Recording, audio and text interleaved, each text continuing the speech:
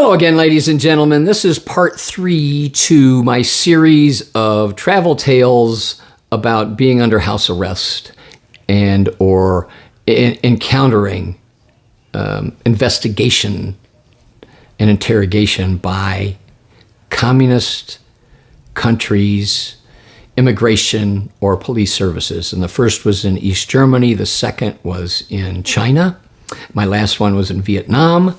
And I referenced it in a rather long video that I made about my volunteer project in Vietnam, because it was on the last year that I went back to do this that I, again, was under house arrest. They had my passport, pled guilty to a crime, just very similar to what happened in China.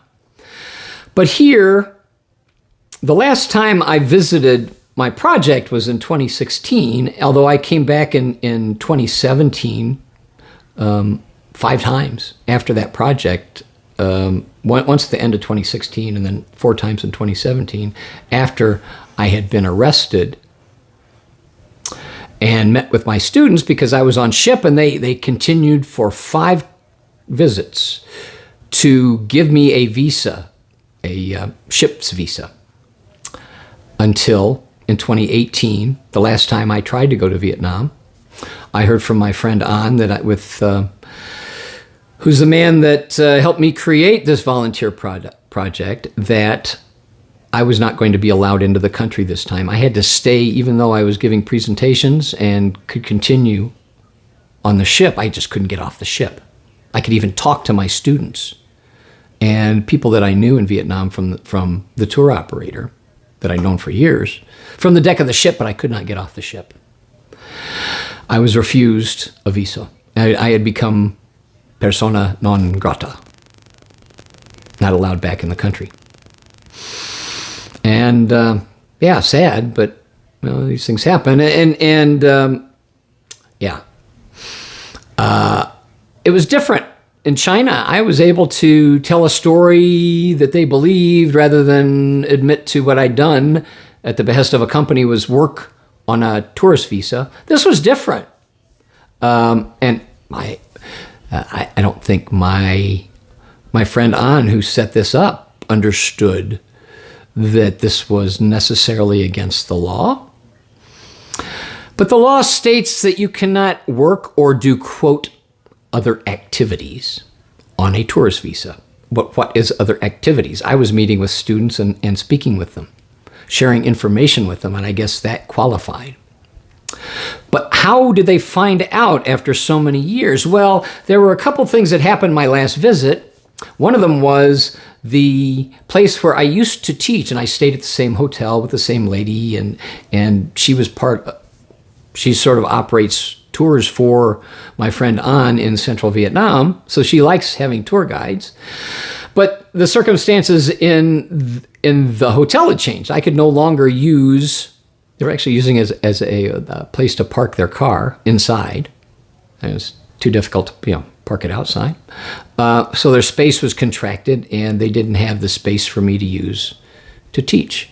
But it was okay. I had students that were working in a cafe downtown, and they always had space, and we could find a room out of the way, and I could still meet with them, and I could still show videos from my laptop rather than on the television in the organic way that I taught my students. And again, I refer you to the much longer video that describes my volunteer project to understand exactly what I was doing there, but basically training them to be guides, taking them to sites, working on their presentation. Where do you stand with the group? What do you say? How to learn and where to find the names of things that you can only describe in Vietnamese, because you're guiding English-speaking people. They need to know the names in English, not the names in Vietnamese for all the fruits and vegetables or the fish or whatever, as best you can.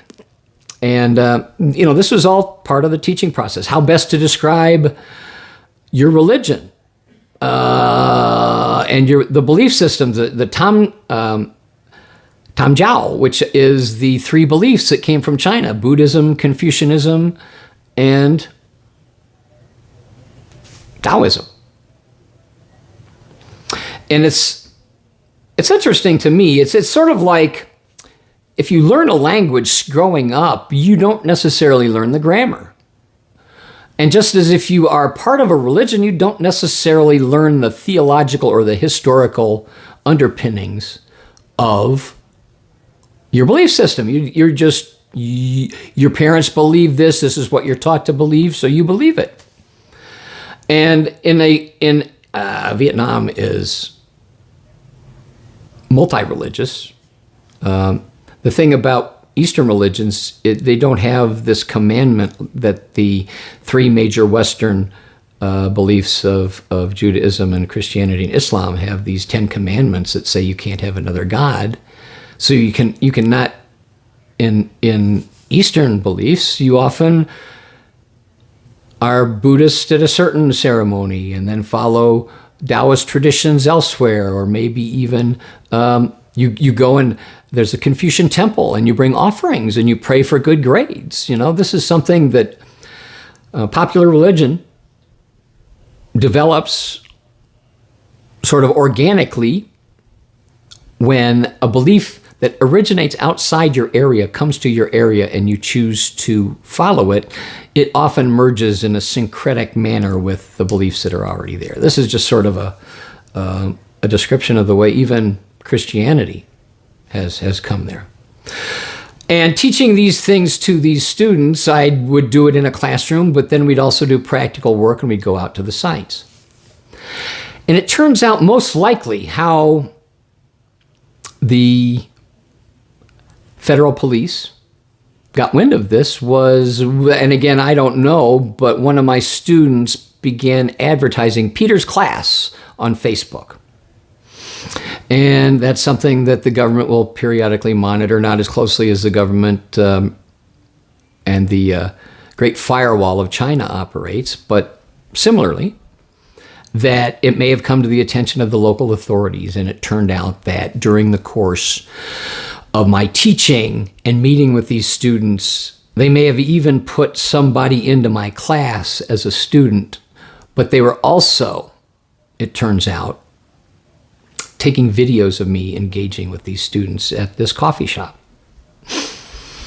Okay, so it just happens that one day I come back from one of my excursions into the countryside with these students, and this was going to be my last time coming here because it was sort of operating on its own, with my master's students now doing the training for new tour guides because they were needing to employ them. They had gone from just learning to be guides themselves to actually creating very entrepreneurial people, the Vietnamese, creating their own businesses that required them to even hire more guides. They couldn't guide all the groups themselves. This is a couple of what I call my master students. So they were operating this, and I didn't really need to go back and do this anymore. And this was sort of my handover to them. I'd intended to maybe find another place, and I was looking in 2017, 2018, 2019, and I had not found one. I'd gone to India, I'd gone to Nepal, and they really either didn't want help, they thought they knew it all, or they were, and as in the case of Nepal, they really have pretty good training courses, much better than in India, for example. Governmentally, they did. So, and then came COVID, and then came, I had to work because I didn't work for a while, and then, this. So this was the end of my project. But, yes, I came back to the hotel, and the woman that I stayed with said, well, we just had a visit from the police, and they took your passport. And they want you to come for a visit. Here's the appointment time. And I showed up with one of my guides because I don't speak Vietnamese, and they didn't speak much English. And trying to translate, they were telling me that, yes, we've got film of you doing this, and here's the law. You can't work or do other activities. And other activities in a one-party state that controls all the levers of government and defines what other activities are in any way they want. And it's very difficult for anyone to, with language that vague and their ability to interpret it any way they'd like. I had to plead guilty. I paid a fine. I had to buy another visa to get out of the country. And I had to do this because by that point in time, I already had stayed about 2/3 of my visit. And then the other third of my visit was involved in, I still met with the students. We never met back in that coffee shop. We would go out to places and meet elsewhere. And I was told that there may have been a new student that was embedded. So I really didn't interact with the new students going, I was like, I'll let my master students teach these new people, maybe weed out the informers. But yes, that was pretty tough. I had to go back a number of times, and eventually, knowing that I didn't have a chance to even combat this, okay, so what do I have to do? Well, you have to plead guilty. Okay, I do. Oh no, you have to write this statement. I'm like, and okay, I'll do that. I'm guilty. I have to write a statement. So,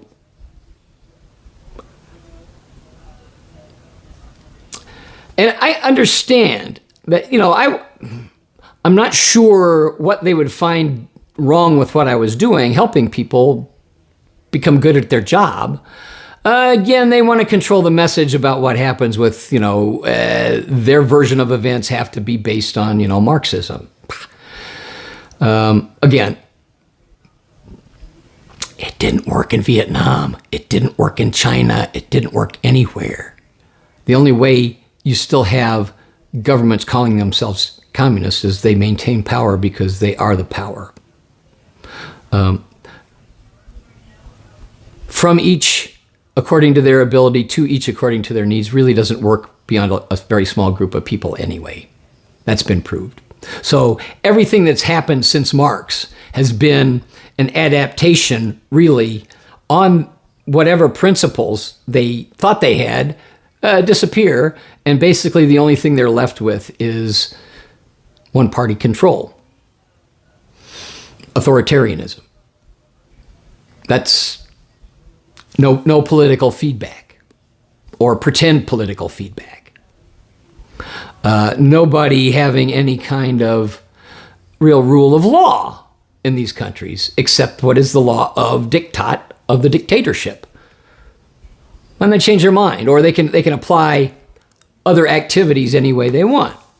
Yeah. So I knew this was not going to end well, but I didn't realize it would be held against me to the point where I'm no longer welcome in Vietnam. China was different. It was basically I was working, but they believed my story. Here they had video evidence of what I was doing and how they could define what I was doing any way they wanted. And in the end, I had already a contract that I had to get back for. I had maybe 5 days between when I had my flight back from Vietnam before I left on my next long cruise contract. So that's what happened. I pled guilty. I had to pay a fine. I had to buy a new visa. I got that. I left the country. And 5 times after that, they let me back. So if they really thought I was a dangerous person, boy, they failed in their follow-up because, right, they let me back in the country 5 times before they blocked me in 2018.